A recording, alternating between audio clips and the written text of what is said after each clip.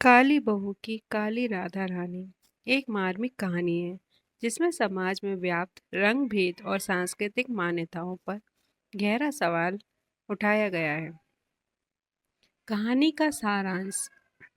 यह कहानी एक ऐसे घर की है जहां एक विधवा बहू रहती है। उसका रंग काला है, इसलिए उसे घर और समाज दोनों में तिरस्कार झेलना पड़ता है।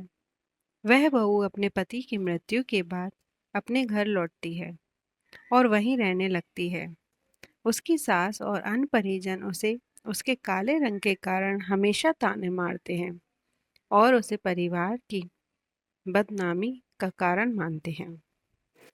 एक दिन बहू की सास उसे आदेश देती है कि वह घर के मंदिर की राधा रानी की मूर्ति को सजाए।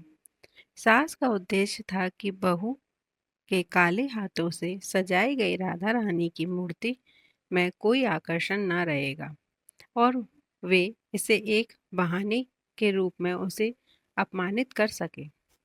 लेकिन जब बहू ने राधा रानी की मूर्ति को सजाया तो मूर्ति अद्भुत रूप में चमक उठी। इस घटना के बाद पूरे परिवार में बहू के प्रति नजरिया बदल गया। उन्होंने एहसास उन्हें एहसास हुआ कि बाहरी रंग रूप से ज़्यादा महत्वपूर्ण इंसान का दिल और उसकी भक्ति होती है। इस कहानी का यह संदेश मिलता है कि सच्चाई, भक्ति और प्रेम का कोई रंग नहीं होता और अपनी समाज को अपनी संकुच मानसिकता से बाहर आना चाहिए।